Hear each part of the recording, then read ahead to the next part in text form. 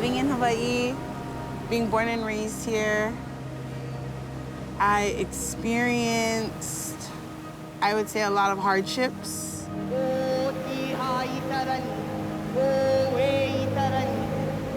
I had family members who experienced incarceration. I could see in my upbringing a lot of the strain that they went through and experienced a lot of that myself.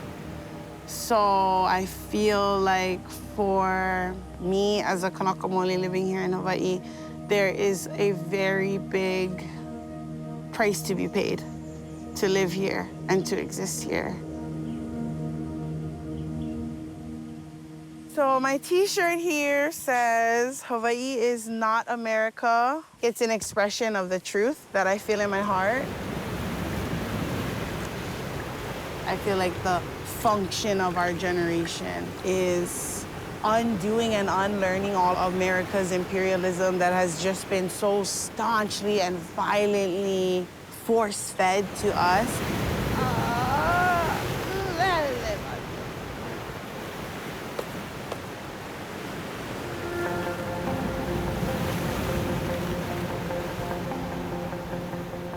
It's important for people to understand that we are illegally occupied.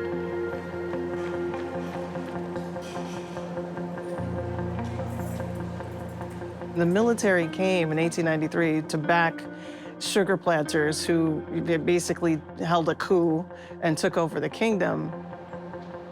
So we have no legal treaty of annexation. We're not part of America. And you can ask just about any Kanaka on the street, we are not American. The whole reason that Hawaii was taken in the first place is to control what everyone knows as Pearl Harbor, but what we call Pu'uloa. It's because it's this deep ocean harbor, which is ideal. So every branch of the US military exists in Hawaii. The US cannot get to Asia to start its wars, to start its problems, without stopping here as a coaling station or a gas station, right? We are the largest gas station in the Pacific.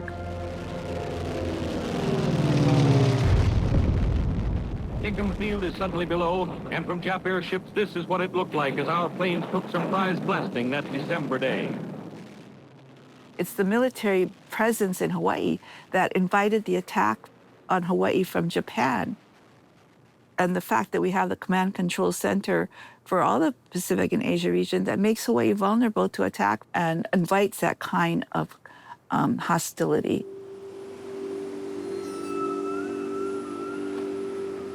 The issue here is, I think, in the Pacific, we've got the biggest ocean in the world. And it is a vast amount of space. And I think when you look in terms of wars and the battles, and this is a very important space if that comes down to that. How militarized is Hawaii? The US military controls more than a quarter of our land base. Paukuloa is constantly a site of live fire training. Now, this is on one of our most sacred maunas. Around the corner from that is the largest live fire bombing range that is used in just about every military exercise controlled by the Army.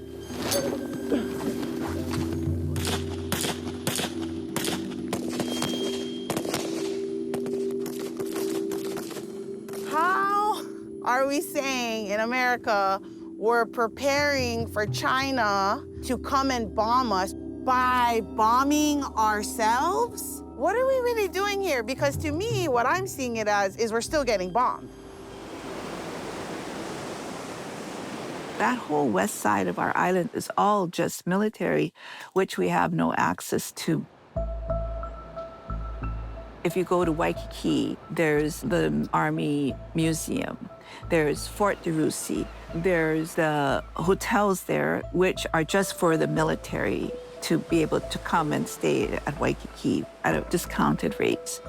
And then if you get out of Waikiki and you head west, there's Sand Island, where the US Coast Guard has its base. And then continuing down the coast, then comes Hickam, which is an Air Force base. And then you come to Pearl Harbor.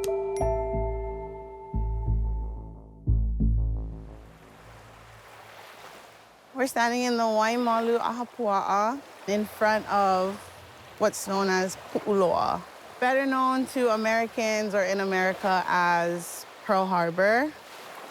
This used to be what was referred to as the breadbasket of Oahu. It provided food for thousands of people.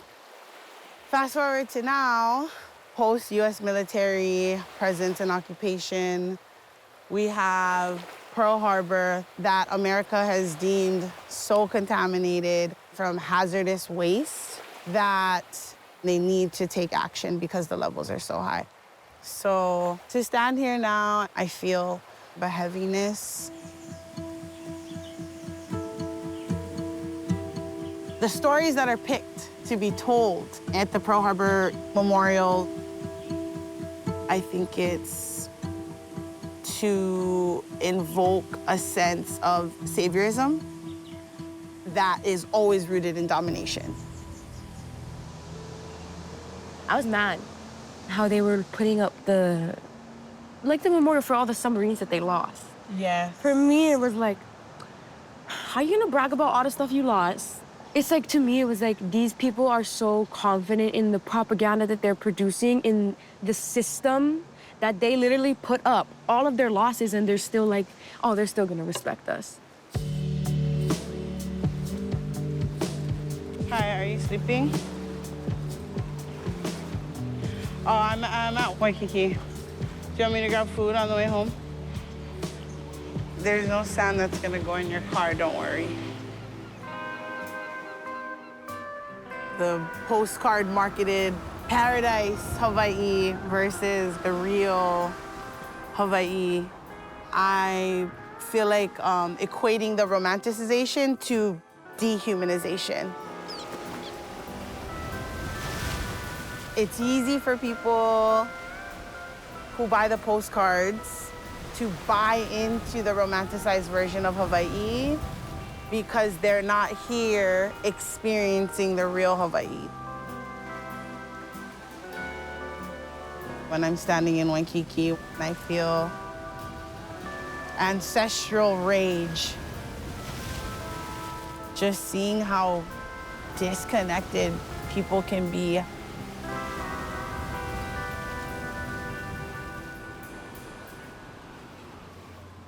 We live a completely different experience to the tourists who come here. We see the Gucci shops and the Tiffany shops, and more times than not, if somebody who's local is going in there, it's not to shop, it's to work. And they're probably getting off of their shift there and going across the street and working the overnight shift at the parking lot. The cost of living in Hawaii is skewed and distorted because of the external economies of tourism and military. So housing is set on what the hotel rates are.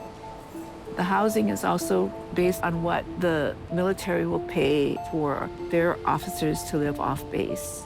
And that's more than a lot of people can afford to pay rent. Most Native Hawaiians can't even afford to live in Hawaii. Like, why should they even pay to live freely in their ancestral land? It doesn't make sense.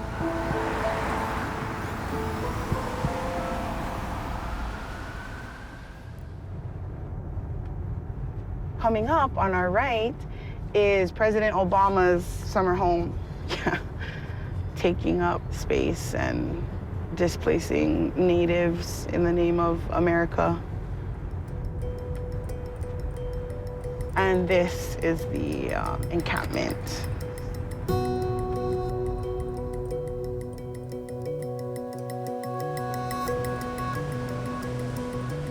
We have the highest homelessness rate. A vast majority of folks who are houseless are in fact Kanaka Maoli. The largest concentrations of Kanaka Maoli in Hawaii are in Waianae. And then you also have the largest amount of militarism. You also have the largest amount of houselessness. I grew up here in this house, and every single day I would drive past the unhoused communities. And I think for me, it feels like heavy because we are never that far removed from those people. We are closer to being those people than we ever will be to being millionaires and billionaires. A lot of those folks are also veterans. There's so much money for the military, but they can't even house their veterans properly. All roads seem to kind of come back to the military in some way, and U.S. dominance through either corporate power or military power. Militarism has always been in support of that ongoing colonial project. It's a violent project. It's a project founded on dispossession and slave-based economy. Not only are we failing to regress it, we're actually progressing it within a context of rising geopolitical tensions, which makes Te Moananui-a-Kiwa this battleground in a very literal sense. The leaders of the US, UK and Australia are set to announce plans to provide Australia with nuclear-powered submarines. The plan will take decades to complete. The defense alliance, called AUKUS, has already begun, with the first of hundreds of Australians embedding in US and UK submarine building programs. Now, if a nuclear sub starts roaming the Pacific waters and something happens to it, that's one thing that we have to think about. We've had very bad disasters from submarines and boats and all sorts, but nuclear subs, that's a different story, yeah. We don't know what can happen. Australia and the United Kingdom are two of America's most stalwart and capable allies.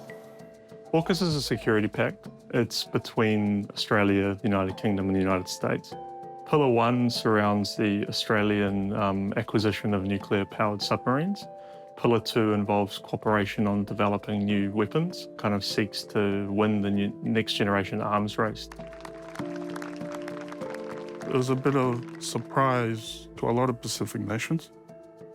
And they were surprised in the sense that they didn't really know much about it. No one wants AUKUS. No everyday person is benefiting from AUKUS. AUKUS is designed for millionaires and for government, for people to be able to get away with things.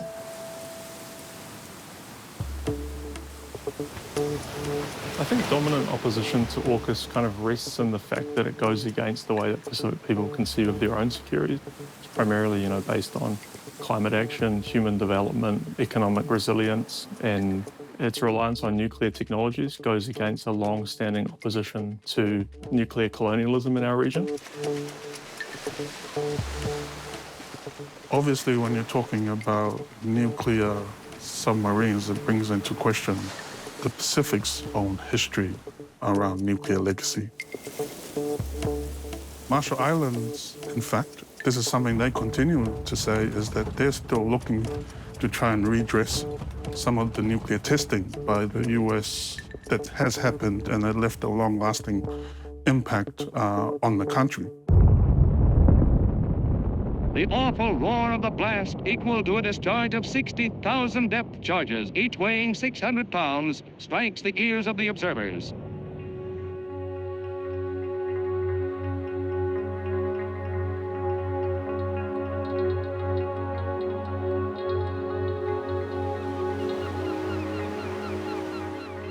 Ja, waltagan utolong ronglag. Limutan peri wai, winin, yutonganegi, peri. Yegani. Yini sigulun, pipure batit, and I yeni me pamel. Emidan de la pa. Rid pobrege mitenan, ipure jagat. Mga rewa lakanam, tiba-tiba paru. Reiluya, dinem jana. Kalau kan mga paini kan, pulen munakan, kikijil kan. Kita mengatakan kompan ni nanti.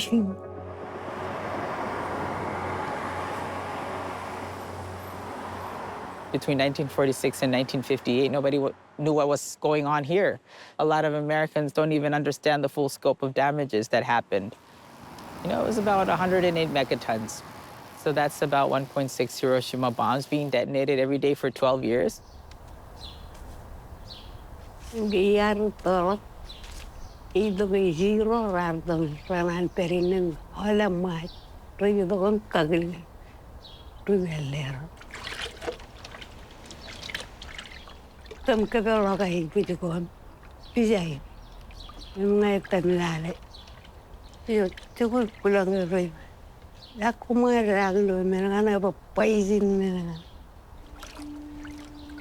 Most of the Marshallese in this category developed multiple skin lesions, usually not severe, predominantly on the scalp, back of the neck, and feet.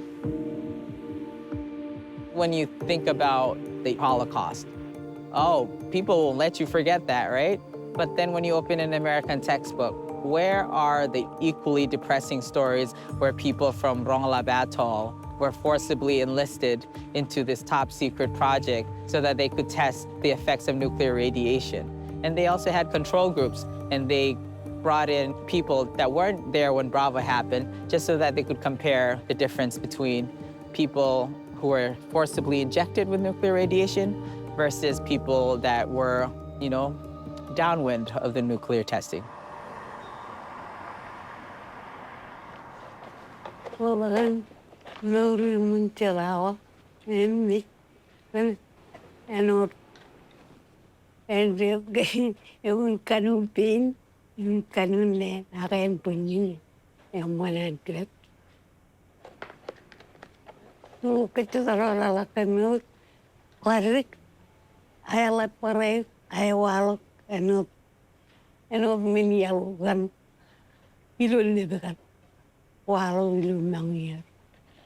And People, you know, want the restoration of their dignity by having the United States admit that there was a wrong committed. They should be acting on, you know, their goodwill. That has yet to happen.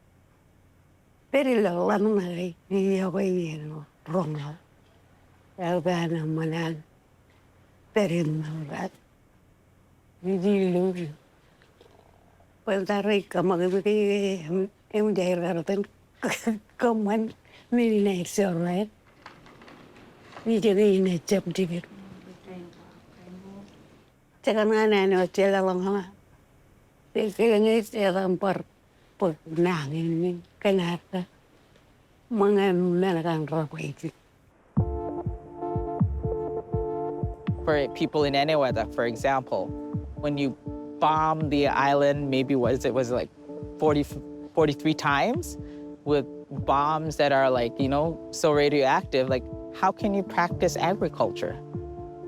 Like who wants to eat poisonous food? So now they've depended largely on canned goods. 92% of our food is imported. And what does that say? You know, like they eat white sugar, white rice, white flour. How can you not get diabetes? Food sovereignty or food independence is political independence. You know, when you're not reliant on people for food and water, you know, your basic necessities are met. You don't depend on funding to buy the food.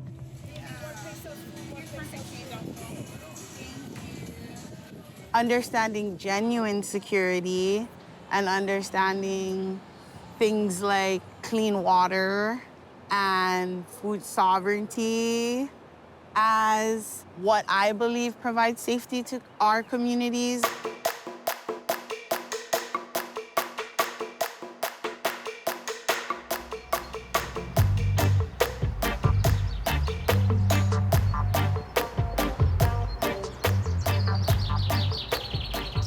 We're at Papawhakari Torito. We grow Māori organic produce, so we're working with Indigenous techniques to be able to create food security and food sovereignty in the everyday for our whole extended family. So I've got some basil, some courgettes, some beans further up the line. Food sovereignty is about access to land and waterways and being able to own our own land to be able to grow food or at least to be able to access it. food security is culturally appropriate, nutrient-dense food. So culturally appropriate means that we don't get pushed onto us food from the commodities market, the 2-minute noodles, the turkey tails, you know, all of the food that doesn't have any nutrients in it. The advantage of the international market is that it lowers prices. The risk is that we become dependent on those foreign products and we discard our own knowledge and our own patterns and our own cultural traditions in search of cheaper food.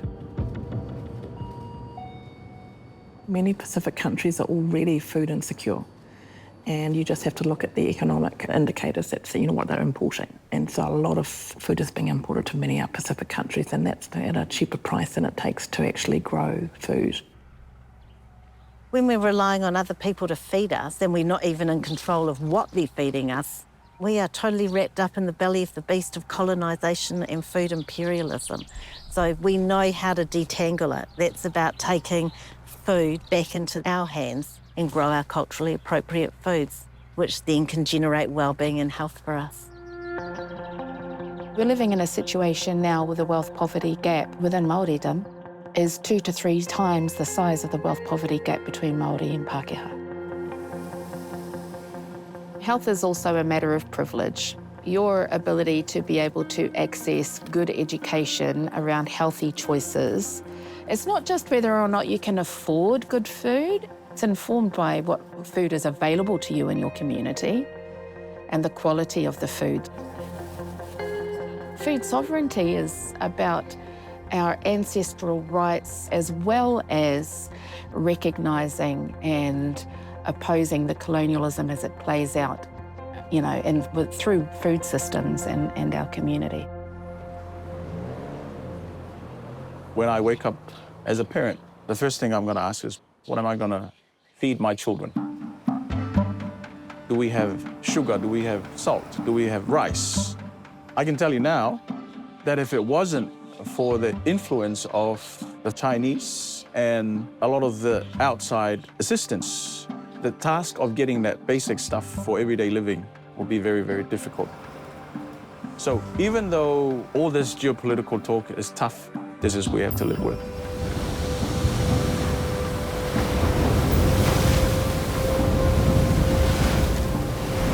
Whether it's the Americans, whether it's the French, whether it's the British, whether it's the Australians, or whether it's the Kiwis, the legacy at the Pacific is one of neglect. We have ethical responsibilities to the Pacific. We have cultural responsibilities to the Pacific. If we want sustainable development, we have to work with the Pacific. The way you should do it is to cooperate, to let the Pacific have its voice, hear what they need, and let them set the standards.